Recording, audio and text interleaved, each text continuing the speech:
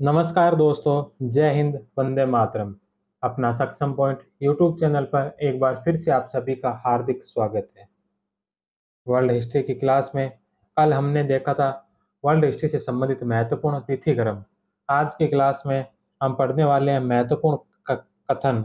तो world history से संबंधित जितने भी विद्वानों ने महत्वपूर्ण कथन कहे हैं, उन कथनों के बारे में आज देखने वाले हैं कि कौन कौन से विद्वान के क्या क्या कथन थे। तो सबसे पहला आता है मिसिलेट का। मिसिलेट ने कहा था कि पुनरुत्थान मानव द्वारा अपनी अपनी तथा विश्व की खोज है। तो पुनरुत्थान जो है मानव द्वारा अपनी तथा विश्व की खोज है, यह बात कही थी मिसिलेट ने। एलिन व जॉन ने कहा था कि पुनर्जागरण ने मानव के क्षितिज का विस्तार किया है। यूरोप में पुनर्जागरण ने मानव के क्षितिज का विस्तार किया है। यूरोप में पुनर्जागरण मध्य युग और आधुनिक युग के बीच सेतु की तरह है। तो यूरोप में पुनर्जागरण जो मध्य युग और आधुनिक युग के बीच सेतु की तरह है, यह बात किसने कही थी? तो यह कही थी एलिन व जॉन ने। जवाहरलाल नेहरू जवाहरलाल नेहरू ने क्या कहा? जवाहरलाल नेहरू ने कहा कि पुनर्जागरण विद्या का पुनर्जन्म, कला, विज्ञान, साहित्य और यूरोपीय भाषाओं का विकास है। तो पुनर्जागरण जो विद्या का पुनर्जन्म, कला, विज्ञान, साहित्य और यूरोपीय भाषाओं का विकास है। से सेबाइन ने क्या कहा? सेबाइन ने कहा कि पुनर्जागरण एक सामूहिक अभिव्यक्ति है जिसका प्रयोग मध्य युग के अंत में और आधुनिक युग के आरंभ में तथा आरंभ के समय दृष्टिगोचर सभी बौद्धिक परिवर्तनों के लिए किया गया है। सेबाइन ने कहा कि पुनर्जागरण जो है एक सामूहिक अभिव्यक्ति है। पुनर्जागरण एक सामूहिक अभिव्यक्ति है जिसका प्रयोग मध्य युग के अंत में और आधुनिक युग के आरंभ में इसका प्रयोग जो मध्य युग के अंत में और आधुनिक युग के आरंभ के समय दृष्टिगोचर सभी बौद्धिक परिवर्तनों के लिए किया जाता है। तो यह एक सामूहिक अभिव्यक्ति है जिसका प्रयोग मध्य युग के अंत में और आधुनिक युग के आरंभ में सभी बौद्धिक परिवर्तनों के लिए किया जाता है। नेक्स्ट है जे ई स्वेन ने कहा कि पुनर्जागरण एक ऐसा शब्द है जो उत्तर मध्यकाल और आधुनिक काल के समस्त मानसिक परिवर्तनों को सामूहिक रूप से व्यक्त करता है। तो पुनर्जागरण एक ऐसा शब्द है जो उत्तर मध्यकाल और आधुनिक काल के समस्त मानसिक परिवर्तनों को सामूहिक रूप से व्यक्त करता है। नेक्स्ट है प्रोफेसर हेनरी एस ल्यूकास। तो प्रोफेसर हेनरी एस ल्यूकास ने कहा कि पुनर्जागरण से तात्पर्य मध्यकालीन विचारों के तरीकों में परिवर्तन से है जो 13वीं सदी के बाद इटली में विकसित हुए और सांस्कृतिक परिवर्तनों से 1600 ईस्वी तक यूरोप के अन्य भागों में फैले थे।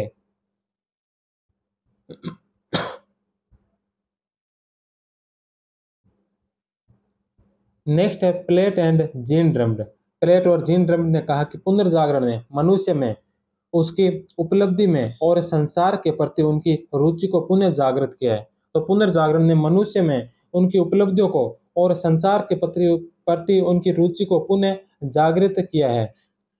फ्रांसिस बेकन ने कहा कि समय सत्य सत्ता की नहीं वरन समय की पुत्री है।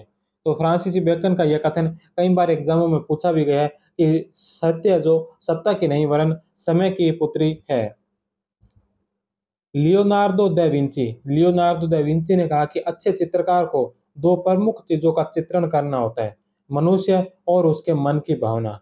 तो चित्रकार के संबंध में लियोनार्दो दा विंची का कथन है कि उनको दो प्रमुख चीजों का चित्रण करना होता है, एक मनुष्य का और दूसरा उनकी मन की भावनाओं का। नेक्स्ट है रोजर बेकन ने कहा कि हम ज्ञान दो प्रकार से प्राप्त करते हैं। हम ज्ञान है जो दो प्रकार से प्राप्त करते हैं, एक वाद विवाद के द्वारा और दूसरा प्रयोग के द्वारा।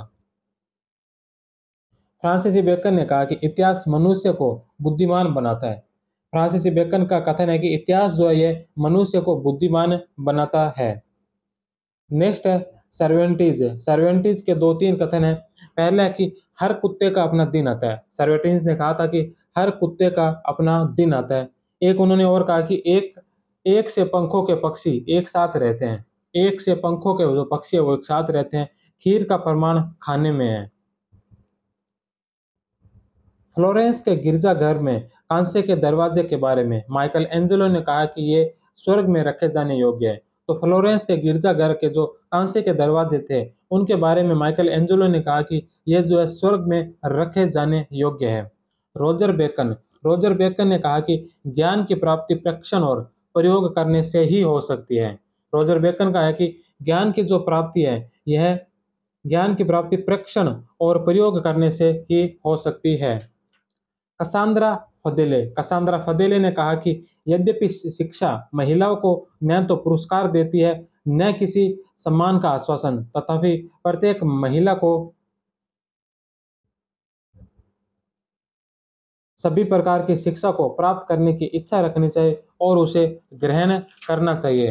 तो कसांद्रा फदेले ने क्या कहा कि यद्यपि शिक्षा महिलाओं को न तो पुरस्कार देती है, न किसी सम्मान का आश्वासन, तथापि प्रत्येक महिलाओं को सभी प्रकार की शिक्षा प्राप्त करने की इच्छा रखनी चाहिए और उसे ग्रहण करना चाहिए। डेविस ने कहा कि धर्म सुधार पुनर्जागरण से निकट रूप से संबंधित महान धार्मिक आंदोलन है। धर्म सुधार है जो यह पुनर्जागरण से निकट रूप से संबंधित महान धार्मिक आंदोलन है। हुजिंग का कथन है कि वस्तुतः धर्म सुधार आंदोलन मध्य युग के पतझड़ के समय आरंभ हुआ था। हुजिंग ने कहा कि धर्म सुधार जो आंदोलन है यह मध्य युग के पतझड़ के समय आरंभ हुआ था। वार्नर या मार्टिन ने क्या कहा, इन्होंने कहा कि धर्म सुधार पोप की सांसारिकता और भ्रष्टाचार के विरुद्ध नैतिक विद्रोह था। तो वार्नर और मार्टिन ने कहा कि धर्म सुधार जो है यह पोप की सांसारिकता व भ्रष्टाचार के विरुद्ध नैतिक विद्रोह था। मैकनेल बर्नस ने कहा कि धर्म सुधार प्रोटेस्टेंट क्रांति थी।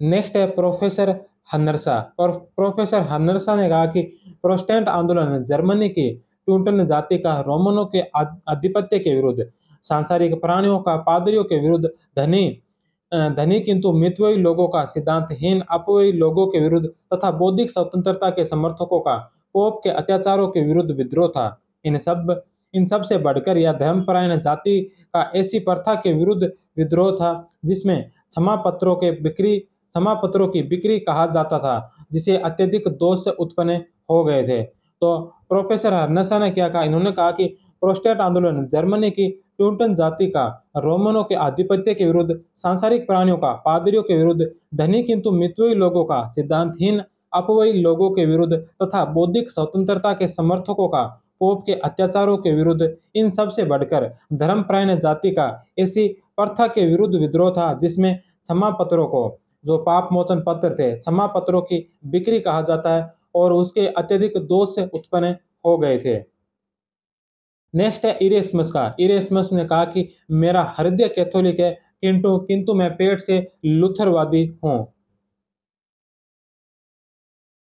लूथर ने कहा कि लूथर अंतिम दिन केवल उन्हीं आत्माओं को शांति मिलेगी जो पूर्णतः पवित्र जीवन जीते हैं। तो लूथर ने यह बात कही कि अंतिम दिन केवल उन्हीं आत्माओं को शांति मिलेगी जो पूर्णतः पवित्र जीवन जीते हैं। यूलरिच ज्विंगली ने कहा कि आप मेरा शरीर नष्ट कर सकते हैं किंतु मेरी आत्मा नहीं। यूलरिच ज्विंगली ने कहा कि आप मेरा शरीर को नष्ट कर सकते हैं लेकिन मेरी आत्मा को नहीं। टॉमस पेन ने कहा कि यह मानना कि यह महाद्वीप लंबे समय तक किसी विदेशी शक्ति के अधीन रहेगा किसी भी प्रकार तर्क संगत प्रतीत नहीं होता। ऐसा समझना कि कोई द्वीप सदा एक महाद्वीप पर शासन करता रहेगा बिल्कुल असंगत है। तो टॉमस पेन ने कहा कि यह मानना कि यह महाद्वीप लंबे समय तक किसी विदेशी शक्ति के अधीन रहेगा किसी भी प्रकार से तर्क संगत प्रतीत नहीं होता। ऐसा समझना कि कोई द्वीप सदा एक महाद्वीप पर शासन करता रहेगा बिल्कुल असंगत है। पैट्रिक हेनरी ने कहा कि मुझे स्वतंत्रता दो वरना मृत्युदंड दो। पैट्रिक हेनरी ने कहा कि या तो मुझे स्वतंत्रता दो या मुझे मृत्युदंड दो। ट्रेवलियन ने कहा कि ग्रीनविले ने अमेरिका खो दिया क्योंकि उसने अमेरिका से आने वाली डाक को पढ़ना प्रारंभ किया था। तो ग्रीनविले ने अमेरिका खो दिया क्योंकि उसने अमेरिका से आने वाली डाक को पढ़ना प्रारंभ कर दिया था। यह बात किसने कही थी? यह कही थी ट्रेवलियन ने। जेम्स ओटिस जो बिना प्रतिनिधि के कर नहीं। जेम्स ओटिस ने कहा कि बिना प्रतिनिधित्व के कर नहीं। जॉन डिकेसन ने कहा कि हम इंग्लैंड पर उतनी ही हद तक निर्भर है जितना एक स्वतंत्र जन समूह दूसरे पर हो सकता है। तो जॉन डिकेसन ने कहा कि हम इंग्लैंड पर उतनी ही हद पर निर्भर है जितना एक स्वतंत्र जन दूसरे समूह पर हो सकता है। लॉर्ड नॉर्थ लॉर्ड नॉर्थ ने कहा, हे ईश्वर, सब कुछ समाप्त हो गया। थॉमस पेन, मेरा मस्तिष्क ही मेरा चर्च है, मैं किसी अन्य चर्च को नहीं मानता। तो मेरा मस्तिष्क ही मेरा चर्च है, मैं किसी अन्य चर्च को नहीं मानता। यह कथन किनका है? तो यह कथन है थॉमस पेन का। Benjamin Franklin Benjamin Franklin, America क्रांति ने फ्रांस में क्रांति की नींव डाली। तो अमेरिकी क्रांति क्रांति ने फ्रांस में क्रांति की नींव डाली। यह बात किसने कही थी? तो यह कही थी बेंजामिन फ्रैंकलिन ने। आयरलैंड अमेरिका के लिए पागल हो रहा है। आयरलैंड है जो अमेरिका के लिए पागल हो रहा है, यह बात कही थी होरेस वॉलपेल ने। जॉर्ज बानफ्रोक्ट ने कहा कि यह तो एक ऐसी क्रांति है जिसकी सफलता इतनी सुखद शांति के साथ प्राप्त कर ली गई कि परिवर्तन विरोधी भी इसकी में निंदा करने में हिचके। तो यह बात जॉर्ज बॉनफ्रेट ने कही कि यह तो एक ऐसी क्रांति है जिसकी सफलता इतनी सुखद शांति से प्राप्त कर ली गई है कि परिवर्तन विरोधी भी इसकी निंदा करने में हिचके। वुड्सवर्थ ने कहा कि उस नव प्रभात में जीवित होना ही वरदान था और युवक होना तो सरोगिक ही था। उस नव प्रभात में जीवित होना ही वरदान था और युवक होना तो सरोगिक था। यह बात कही थी वुड्सवर्थ ने। चार्ल्स जेम्स फोक्स, दुनिया में अब तक घटने वाली सभी घटनाओं में महानतम एवं श्रेष्ठतम घटना है फ्रांसीसी क्रांति। तो फ्रांसीसी क्रांति के बारे में चार्ल्स जेम्स फोकस ने कहा कि दुनिया में अब तक घटने वाली सभी घटनाओं में महानतम एवं श्रेष्ठतम घटना है फ्रांसीसी क्रांति। J.F. हर्डर ने कहा कि फ्रांस की क्रांति मानव जाति के जीवन में धर्म सुधार आंदोलन के बाद होने वाला प्रमुख आंदोलन था। तो फ्रांस की क्रांति जो मानव जाति के जीवन में धर्म सुधार आंदोलन के बाद होने वाला प्रमुख आंदोलन था, यह बात किसने कही? यह कही थी J.F. हर्डर ने।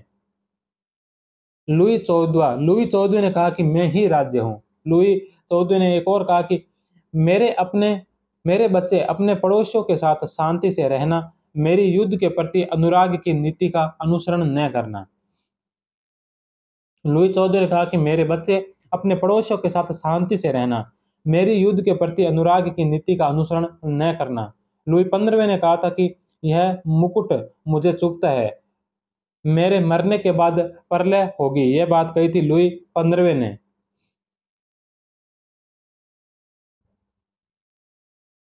लुई 16वें ने कहा कि यह चीज इसलिए कानूनी है कि मैं यह चाहता हूं। इन्होंने कहा कि यह जो चीज है यह इसलिए कानूनी है क्योंकि यह मैं चाहता हूं, अर्थात मेरा ही शासन है। काश मैं भी त्याग पत्र दे पाता। मेरी अंतवानेत जो खर्चीली रानी के नाम से भी जानी जाती है, इन्होंने कहा था कि यदि रोटी नहीं मिलती है तो तुम केक क्यों नहीं खाते। जब कुछ लोगों ने आंदोलन किया था और नारे लगाए थे कि हमें रोटी दो, तो उस समय मेरी अंतवानेत ने कहा था कि यदि रोटी नहीं मिलती है तो तुम केक क्यों नहीं खाते।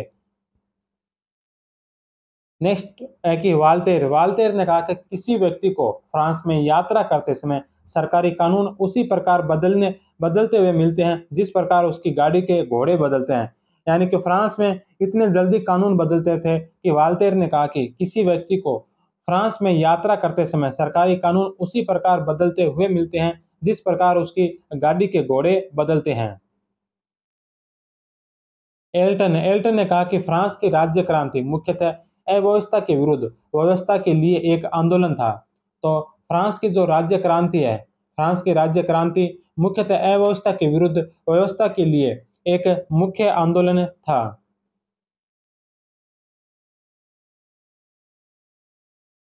लुई 16वां, फ्रांस में एक आर्क बिशप तो आस्तिक होना चाहिए। फ्रांस में एक आर्क बिशप तो आस्तिक होना चाहिए जिसे ईश्वर में आस्था हो। नेपोलियन ने कहा था कि यदि रूसो नहीं होता तो क्रांति नहीं होती।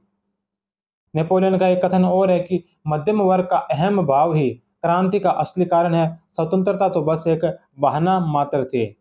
वाल्तेर के कुछ कथन है। वाल्तेर ने कहा कि मैं 100 चूहों की अपेक्षा एक सिंह द्वारा शासित होना पसंद करूंगा। एक और कथन है कि दुनिया में एक ही तो ईसाई था, वह भी सलीब पर चढ़ा दिया गया। इसके अलावा एक और कथन है कि इन बदनाम चीजों को नष्ट कर दो। तो ये सारे कथन है, जो सारे कथन ये किसके हैं? तो ये हैं वाल्टेर के। इसके अलावा कुछ और कथन है वाल्टेर के कि गिरजाघरों में तो मूर्खों को ही शांति मिलती है। वाल्टेर ने कहा था कि गिरजाघरों में तो मूर्खों को ही शांति मिलती है। इसके अलावा यदि ईश्वर का अस्तित्व नहीं है तो उसे उत्पन्न करना आवश्यक होगा। एक और कथन है वाल्तेर का। वाल्तेर ने कहा था कि यह न तो पवित्र है, न रोमन है और न ही साम्राज्य है। इन्होंने पवित्र रोमन साम्राज्य के बारे में कहा था कि यह न तो पवित्र है, न रोमन है और न ही साम्राज्य है। यद्यपि मैं आपसे सहमत नहीं हूँ, तथापि आपके ऐसा करने से अधिकार की सुरक्षा के लिए मैं अपनी जान भी दे सकता हूँ। रूसों का नारा था कि प्रकृति की ओर लौटो। इसके अलावा एक और नारा था कि मनुष्य स्वतंत्र उत्पन्न हुआ है, फिर भी हर कहीं वह जंजीरों से जकड़ा हुआ है। तो यह बात रूसों ने कही थी कि मनुष्य जो स्वतंत्र उत्पन्न हुआ है, फिर भी हर कहीं वह जंजीरों से जकड़ा हुआ है। अब्राहम लिंकन ने कहा कि जनता द्वारा और जनता के लिए शासन। तो उन्होंने शासन के लिए कहा था कि जनता के द्वारा और जनता के लिए शासन। हर्नसा का कथन है कि लेवियाथन का कटा सिर ही रूसों की सामान्य इच्छा है। तो हर्नसा ने कहा था कि लेवियाथन का कटा सिर ही रूसों की सामान्य इच्छा है। दिद्रो ने कहा कि किसी भी विषय पर कोई प्रश्न नहीं उठाओ, उसे कभी प्रमाणित नहीं माना जा सकता। तो दिद्रो का मानना था कि किसी भी विषय पर कोई प्रश्न नहीं उठा हो, उसे कभी प्रमाणित नहीं माना जा सकता। विश्वास करने के लिए शंका करना अनिवार्य है। तो यह दिद्रो का कथन है कि किसी पर भी विश्वास करने के लिए शंका अनिवार्य है। हेज हेज का कथन है कि टेनिस कोर्ट की शपथ फ्रांसीसी क्रांति का वास्तविक आरंभ था। तो टेनिस कोर्ट की जो शपथ है, यह फ्रांसीसी क्रांति का वास्तविक आरंभ था। मीराबो महोदय, जाइए और अपने स्वामी को कह दीजिए कि हम जनता की शक्ति से जनता की शक्ति से उपस्थित है और बंदूक की नोक से ही हम यहाँ से हट सकते हैं। तो यह बात कही थी मीराबो ने कहा कि महोदय जाइए और अपने स्वामी से कह दीजिए कि हम जनता की शक्ति से उपस्थित हैं और बंदूक की नोक से ही हट सकते हैं। लुई सोलवे ने कहा कि अरे यह तो विद्रोह है। लियांकुर ने कहा कि राजन, यह विद्रोह नहीं, यह क्रांति है।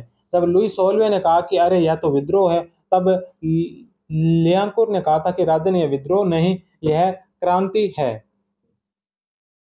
वेली का कथन है कि 1589 ईस्वी में एक दिन हेनरी चतुर्थ ने पेरिस की जनता को जीता था। आज पेरिस की जनता ने अपने राजा को ही जीत लिया। एक्टन का कथन है कि यह कागज का टुकड़ा नेपोलियन की विजय से ज्यादा महत्वपूर्ण है। तो जो नेपोलियन कोड आया था, उस नेपोलियन कोड के बारे में कहा था कि यह कागज का टुकड़ा जो नेपोलियन की विजय से ज्यादा महत्वपूर्ण है। केटलवी ने कहा कि राजा की मृत्यु क्रांति के नाटक का अंतिम दृश्य था। तो राजा की मृत्यु जो क्रांति के नाटक का अंतिम दृश्य था, यह बात कही थी केटलवी ने। नेपोलियन बोनापार्ट ने कहा कि रानी की मृत्यु तक ऐसा अपराध था जो राज हत्या से बढ़कर था। यह एक अत्यंत असभ्य कार्य था, क्योंकि उसने एक विदेशी राजकुमारी का अंत कर दिया है, जो एक सर्वाधिक पवित्र अमानत थी। तो रानी की मृत्यु है, रानी की मृत्यु पर नेपोलियन बोनापार्ट ने कहा था कि रानी की मृत्यु एक ऐसा अपराध है जो राज हत्या से बढ़कर था। यह एक अत्यंत असभ्य कार्य है, क्योंकि उसने एक विदेशी राजकुमारी का अंत कर दिया जो सर्वाधिक पवित्र अमानत थी। मादाम रोला ने कहा कि आहा स्वतंत्रता, तेरे नाम पर क्या क्या पाप किए जाते हैं। तो इन्होंने क्रांति को लेकर कहा था कि आहा स्वतंत्रता, तेरे नाम पर क्या क्या पाप किए जाते हैं। दांते दांते के कुछ यहाँ पर कथन दे रखे हैं। दांते का पहला कथन है कि हमें साहस से काम लेना चाहिए, साहस से और अंततः साहस से। तो दांते ने कहा था कि हमें साहस से काम लेना चाहिए, साहस से और अंततः साहस से ही काम लेना चाहिए। एक और कथन है कि 1 वर्ष पहले मैंने क्रांतिकारी न्यायालय का प्रस्ताव किया था। मैं मनुष्य और ईश्वर से इसके लिए क्षमा चाहता हूँ। दांते ने कहा कि 1 वर्ष पहले मैंने क्रांतिकारी न्यायालय का प्रस्ताव किया था। मैं मनुष्य और ईश्वर से इसके लिए क्षमा चाहता हूँ। एक और कथन है कि मनुष्य पर शासन करने के झंझट में पढ़ने से तो अच्छा है कि एक गरीब मछुआरा होना। दांते ने कहा कि मनुष्य पर शासन करने के झंझट के में पढ़ने से तो अच्छा है कि एक गरीब मछुआरा होना। एक और कथन है दांते ने कहा कि मेरा सिर जनता को दिखाना यह दिखाने योग्य है। दांते ने कहा कि मेरा सिर है जो जनता को दिखाना, क्योंकि यह दिखाने योग्य है। दांते का एक और कथन है कि मेरे नाम की सत्ता सर्वथा नष्ट कर दो यदि फ्रांस स्वतंत्र हो सके। दांते ने कहा कि अगर मेरे नाम की सत्ता नष्ट करने से अगर फ्रांस स्वतंत्र हो सके तो सर्वथा नष्ट कर दो। मेटरनिक ने कहा कि यदि फ्रांस को जुकाम होता है तो समस्त यूरोप छींकता है। मेटरनिक का यह कथन है कि यदि फ्रांस को जुकाम होता है तो समस्त यूरोप छींकता है। नेपोलियन बोनापार्ट ने कहा कि ऐसा मालूम होता है कि हर कोई मेरी प्रतीक्षा कर रहा है। यदि मैं कुछ समय पहले आता तो वह जल्दबाजी हो जाती और कुछ समय देर से आता तो देर हो जाती। मैं ठीक समय पर आया हूँ और अब नाशपाती पक चुकी है। तो यह नेपोलियन बोनापार्ट ने कहा था कि ऐसा मालूम होता है कि हर कोई मेरी प्रतीक्षा कर रहा है। यदि मैं समय से पहले आता तो जल्दबाजी होती और देर से आता तो देर हो जाती। अब मैं बिल्कुल सही समय पर आया हूँ और अब नाशपाती पक चुकी है। इसके अलावा नेपोलियन के और कथन है कि लोगों के लिए एक धर्म होना चाहिए पर उस पर सरकारी नियंत्रण होना चाहिए। नेपोलियन बोनापार्ट का मानना था कि लोगों के लिए एक ही धर्म होना चाहिए और उस पर सरकारी नियंत्रण होना चाहिए। मैं मिस्र में मुसलमान हूँ और फ्रांस में कैथोलिक। नेपोलियन ने कहा था कि मैं मिस्र में मुसलमान हूँ और फ्रांस में कैथोलिक। नेपोलियन के और भी कथन है, इसमें कहा था कि मेरा वास्तविक गौरव मेरी 40 युद्धों की विजयों में नहीं है, मेरी विधि संहिता ही है। विधि संहिता ही ऐसी है जो कभी न मिट सकेगी और चिरस्थायी सिद्ध होगी। तो नेपोलियन कोड जारी किया था उसके बारे में कहा था कि जो मेरा वास्तविक गौरव गौरव है वो मेरे 40 युद्धों की विजय में नहीं बल्कि मेरी विधि संहिता, जो इसका कोड था, नेपोलियन कोड जो जारी किया था, ही ऐसी है जो कभी न मिट सकेगी और चिरस्थायी सिद्ध होगी। इसके अलावा नेपोलियन का एक और कथन है कि बरगाजा वंश का पतन इस बात का एक और सबूत है कि कोई भी अंग्रेजों का दामन पकड़ता है उसका नाश अनिवार्य है। तो बरगाजा वंश का जब पतन किया तो नेपोलियन ने कहा था कि यह पतन इस बात का सबूत है कि जो कोई भी अंग्रेजों का दामन पकड़ता है उसका नाश अनिवार्य है। मैं फ्रांस को स्वतंत्र कराने आया हूँ। नेपोलियन ने कहा था कि मैं जो है फ्रांस को स्वतंत्र कराने आया हूँ। नेपोलियन ने नेपोलियन का एक और कथन है कि मैं ही क्रांति हूँ, मैंने ही क्रांति का अंत कर दिया। नेपोलियन ने कहा था कि मैं ही क्रांति हूँ और मैंने ही क्रांति का अंत कर दिया है। मैंने समय नष्ट किया, समय ने मुझे नष्ट कर दिया। नेपोलियन ने कहा था कि मैंने जो समय नष्ट किया था और समय ने मुझे नष्ट कर दिया। स्पेन के अल्सर ने मुझे बर्बाद कर दिया। जब नेपोलियन का पतन हुआ तब नेपोलियन ने कहा था कि स्पेन के अल्सर ने जो मुझे बर्बाद कर दिया। नेक्स्ट कथन है होलैंड रोज का। होलैंड रोज ने कहा था कि नेपोलियन का जिद्दी स्वभाव है जो उसके पतन का प्रमुख कारण था। तो नेपोलियन का जो पतन हुआ इसके बारे में होलैंड रोज ने कहा था कि नेपोलियन का जो जिद्दी स्वभाव है यह जिद्दी स्वभाव ही उसके पतन का प्रमुख कारण था। सिंडर ने कहा था कि ब्रिटेन के आविष्कारों का सबसे महत्वपूर्ण योगदान था आविष्कार का आविष्कार। तो ब्रिटेन के आविष्कारों के बारे में सिंडर ने कहा था कि ब्रिटेन के आविष्कारों का सबसे महत्वपूर्ण योगदान था आविष्कार का आविष्कार। कोलंबस कोलंबस ने कहा कि जिस राष्ट्र के पास धन है वह दुनिया की कोई भी वस्तु प्राप्त कर सकता है। कोलंबस का कथन है कि जिस राष्ट्र के पास धन है वह दुनिया की कोई भी वस्तु प्राप्त कर सकता है। मेटरनिक ने कहा कि इटली तो एक भौगोलिक अभिव्यक्ति मात्र है। इटली के बारे में मेटरनिक ने कहा था कि इटली तो एक भौगोलिक अभिव्यक्ति मात्र है। मैजिनी मैजिनी के कुछ कथन दे रखे हैं, जिनमें मैजिनी का पहला कथन है कि यदि समाज में क्रांति लानी है तो नेतृत्व तो युवा के हाथ में दे दो। युवा समाज के हृदयों में असीम शक्ति छिपी होती है। मैजिनी ने कहा था कि समाज में यदि क्रांति लानी है तो समाज का जो नेतृत्व है वह युवाओं के हाथ में दे दो। युवा समाज के हृदय में असीम शक्ति छिपी होती है। मैजिनी का एक और कथन है कि परमात्मा में विश्वास रखो, सब भाइयों को एक साथ मिलाओ और इटली को मुक्त करो। मैजिनी ने कहा था कि परमात्मा में विश्वास रखो, सब भाइयों को एक साथ मिलाओ और इटली को मुक्त करो। इसके अलावा मैजिनी का एक और कथन है। मैजिनी ने कहा था कि पहले तुम आदमी हो, उसके बाद किसी देश के नागरिक या अन्य कुछ। नेपोलियन ने जनता से कहा कि पहले तुम आदमी हो, उसके बाद किसी देश के नागरिक या अन्य कुछ। मैजिनी का एक और कथन है कि राजाओं का युद्ध समाप्त हो गया है, अब जनता का संघर्ष प्रारंभ होगा। इसके बाद में जो कथन आता है वो आता है काउर का। काउर ने कहा कि हम चाहे या ना चाहे मगर हमारा भविष्य फ्रांस पर निर्भर है। काउर ने कहा था कि हम चाहे चाहे या ना चाहे, हम चाहे माने या ना माने, लेकिन हमारा भविष्य जो फ्रांस पर निर्भर है। काउर का एक और कथन है, उन्होंने कहा था कि हम इतिहास बनाने जा रहे हैं। नेपोलियन तृतीय ने कहा था कि ओहो काउर, मैं तुम्हारी इटली के लिए क्या क्या कर सकता हूँ। गैरिबोल्डी गैरिबोल्डी ने कहा कि तुमने मुझे अपनी ही मातृभूमि में विदेशी बना दिया है। गैरिबोल्डी ने कहा कि तुमने मुझे अपनी ही मातृभूमि में विदेशी बना दिया है। इसके अलावा गैरिबोल्डी का एक और कथन है, यह है कि देश सेवा स्वयं एक पुरस्कार है, मुझे कोई दूसरी चीज नहीं चाहिए, स्वतंत्र इटली अमर रहे। तो इटली के बारे में कहा कि देश सेवा स्वयं एक पुरस्कार है, मुझे कोई दूसरी चीज नहीं चाहिए, स्वतंत्र इटली है जो अमर रहे। विक्टर इमैनुअल का कथन है कि हम रोम आ गए हैं और अब यहीं रहेंगे। तो यह बात किसने कही थी कि हम रोम आ गए हैं और अब यहीं रहेंगे? तो यह बात कही थी विक्टर इमैनुअल ने। मेरियट ने कहा था कि मैजिनी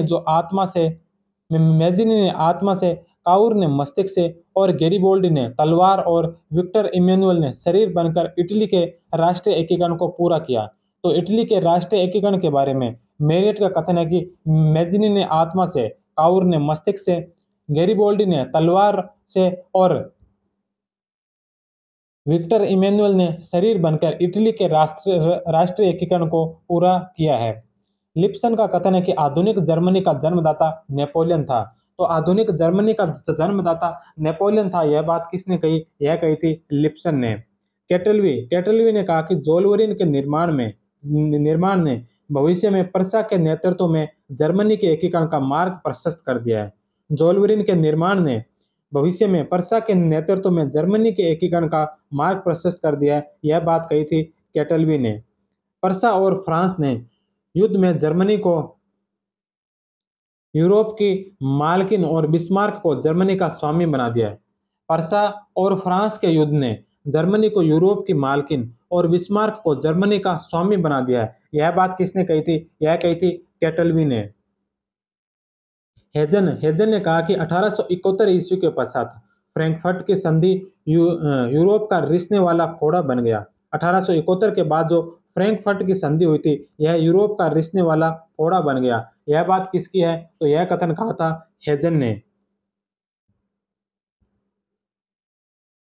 बिस्मार्क ने कहा था कि हमने दरार को एक कागज के टुकड़े से ढक दिया है।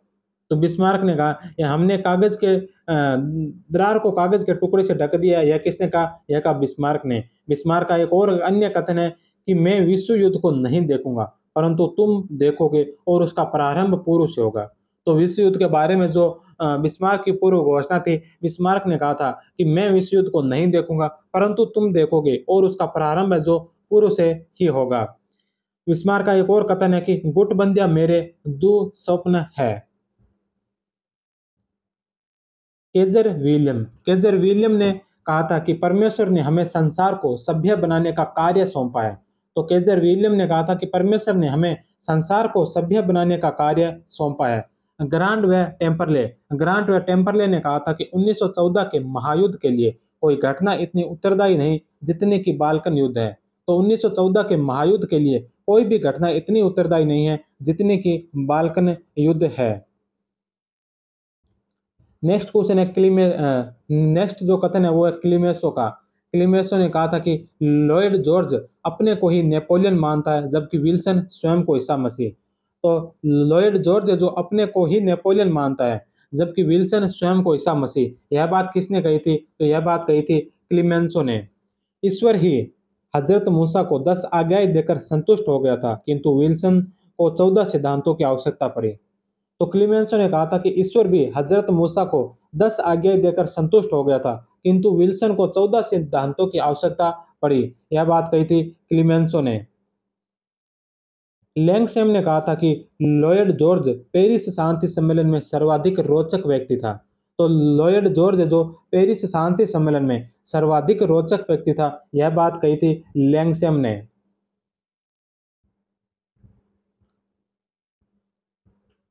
सिडमैन ने कहा था कि मेरे विचार में कोई भी ईमानदार व्यक्ति इस प्रकार की शर्तों को स्वीकार नहीं कर सकता।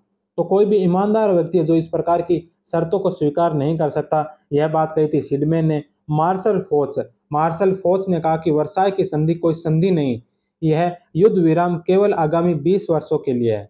तो जो वर्साई की संधि हुई थी प्रथम विश्व युद्ध के बाद, इस संधि के बारे में मार्शल फोच ने कहा था कि यह कोई संधि नहीं है, यह मात्र युद्ध विराम है, और वह भी केवल आगामी 20 वर्षों के लिए। और हकीकत में हुआ भी ऐसा, 20 वर्षों के बाद दूसरा विश्व युद्ध शुरू हो गया था। एर्जबर्ग ने कहा था कि जर्मन जाति कष्ट सहेगी परंतु मरेगी नहीं। एर्जबर्ग ने कहा कि जर्मन जाति है जो कष्ट सहेगी लेकिन मरेगी नहीं। बिस्मार्क ने कहा कि 5 शक्तियों द्वारा शासित यूरोप महाद्वीप में त्रिकोण बन सके, 5 शक्तियों द्वारा शासित यूरोप महाद्वीप में त्रिकोण बने रहे, यह बात कही थी बिस्मार्क के द्वारा। हिटलर ने कहा था कि जर्मन शुद्ध आर्य नस्ल के हैं, वे जहां जहां भी रहते हैं वे प्रदेश उनके हैं, वे संसार के सर्वश्रेष्ठ लोग हैं। तो हिटलर ने जर्मनों के बारे में कहा था कि जर्मन जो है शुद्ध आर्य नस्ल के हैं, वे जहां जहां भी रहते हैं वे प्रदेश उनके हैं, वे संसार के सर्वश्रेष्ठ लोग हैं। डॉक्टर गोबल्स ने कहा कि झूठी बात को इतना दोहराओ कि वह सत्य बन जाए। तो झूठी बात को इतना दोहराओ कि वह सत्य बन जाए, यह बात कही थी डॉक्टर गोबल्स ने। रिबेनट्रोप ने कहा कि वृद्ध महोदय ने अपनी मृत्यु के आदेश पत्र पर हस्ताक्षर कर दिए हैं, अब तारीख निश्चित करना हमारा काम है। तो रिबेनट्रोप ने कहा था कि वृद्ध महोदय ने अपनी मृत्यु के आदेश पत्र पर हस्ताक्षर कर दिए हैं, अब तारीख निश्चित करना हमारा काम है। नेक्स्ट कथन है सुमेन का। सुमेन ने कहा था कि म्यूनिक समझौता तुष्टीकरण की नीति की पराकाष्ठा और पश्चिमी लोकतंत्र का मृत्यु पत्र था, यह सामूहिक सुरक्षा पद्धति के विनाश का प्रतीक था। तो म्यूनिक समझौता जो तुष्टीकरण नीति की पराकाष्ठा और पश्चिमी लोकतंत्रों का मृत्यु पत्र था, यह सामूहिक सुरक्षा पद्धति के विनाश का प्रतीक था। नेक्स्ट कथन है चर्चिल ने कहा था कि ब्रिटेन और फ्रांस को युद्ध और अपमान के बीच चुनाव करना था, उन्होंने अपमान को चुना और उन्हें शीघ्र ही युद्ध करना पड़ा।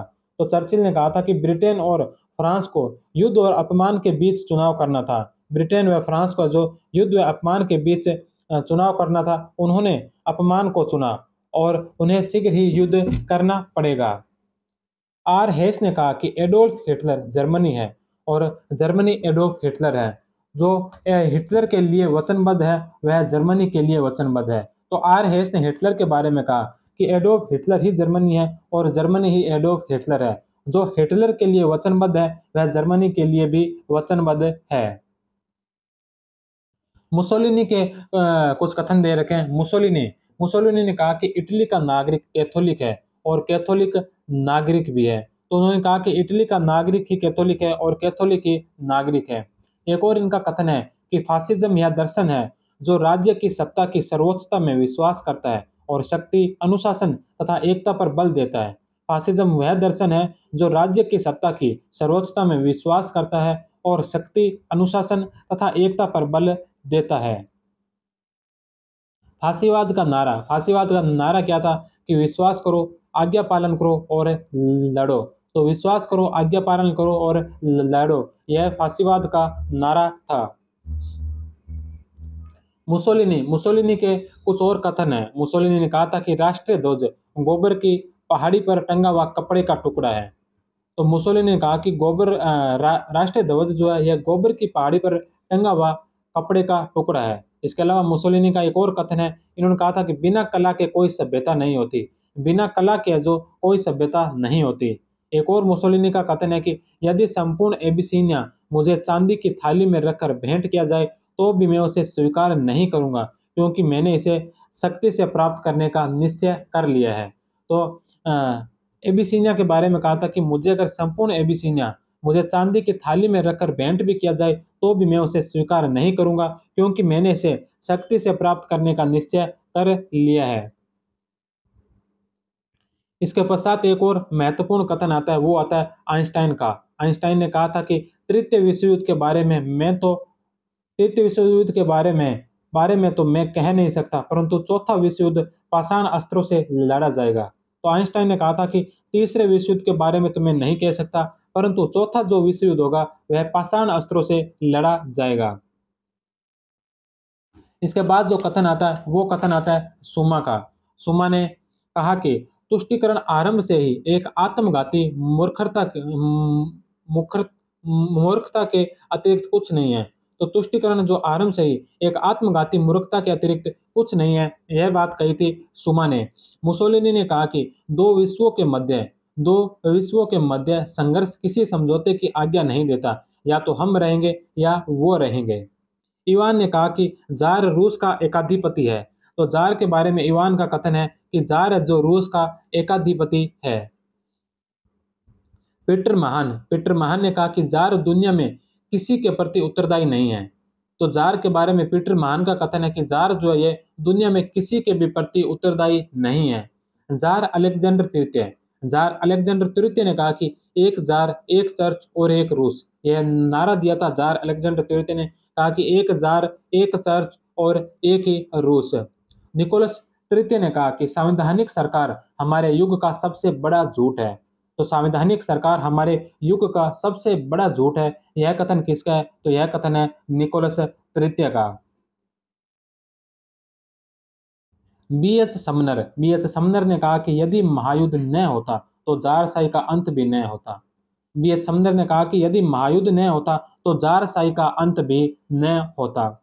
सेबाइन ने कहा कि 1789 ईस्वी के फ्रांस की राज्य क्रांति के बाद 1917 ईस्वी की रूसी क्रांति विश्व के इतिहास में अत्यंत महत्वपूर्ण घटनाओं में से एक है।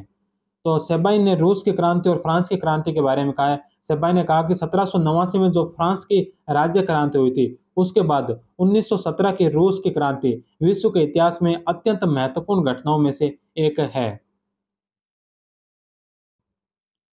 लिप्सन ने कहा कि जार से शासन सत्ता मजदूरों ने छीन ली थी, पर उन्होंने तुरंत उसे मध्यम वर्ग को सौंप दी। लिप्सन ने कहा कि जार से शासन सत्ता तो मजदूरों ने छीन ली, परंतु उन्होंने तुरंत उसे मध्यम वर्ग को सौंप दी। लेनिन लेनिन ने कहा कि जब तक राज्य है स्वतंत्रता नहीं है, जहाँ स्वतंत्रता है वहां राज्य नहीं है। लेनिन का कथन था कि जब तक राज्य है स्वतंत्रता नहीं है, और जहाँ स्वतंत्रता है वहाँ राज्य नहीं है। इसके अलावा एक और कथन है लेनिन का। उन्होंने कहा कि हमें एक कदम पीछे हटना होगा जिससे कि हम दो कदम आगे बढ़ सके। तो हमें दो कदम आगे बढ़ने के लिए एक कदम पीछे हटना होगा। हमें एक कदम पीछे हटना होगा जिससे कि हम दो कदम आगे बढ़ सके। ये बात कही थी लेनिन ने।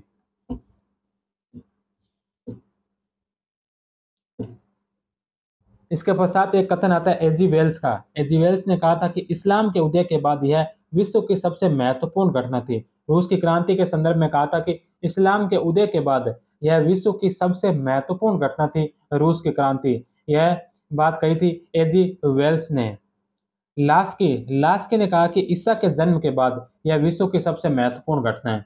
तो रूस की क्रांति के बारे में जो एच जी वेल्स ने कहा था कि इस्लाम के उदय के बाद यह विश्व की सबसे महत्वपूर्ण घटना है। लास्की ने कहा कि ईसा के जन्म के बाद की यह सबसे महत्वपूर्ण घटना है। सेबाई ने कहा था कि फ्रांस की राज्य क्रांति के बाद रूस की क्रांति सबसे महत्वपूर्ण घटना है।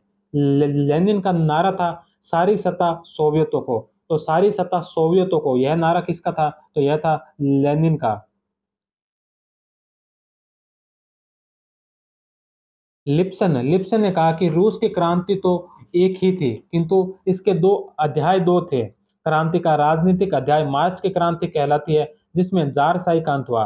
क्रांति का दूसरा अध्याय नवंबर की क्रांति कहलाती है, जिसके फलस्वरूप रूस में जनतंत्र का उदय हुआ था। तो लिप्सन ने रूस की क्रांति के बारे में कहा था कि रूस की क्रांति एक ही थी, इसके अध्याय दो थे। जो मार्च की क्रांति है यह इसमें जारशाही का अंत हुआ था, यह राजनीतिक अध्याय था। और जो नवंबर की क्रांति थी यह इसका दूसरा अध्याय था, इसमें जनतंत्र का उदय हुआ था। डॉक्टर सनियात सेन इन्होंने कहा था कि विश्व के सभी अविकसित देशों के को रूस के दिशा निर्देशन पर चलने की जरूरत है।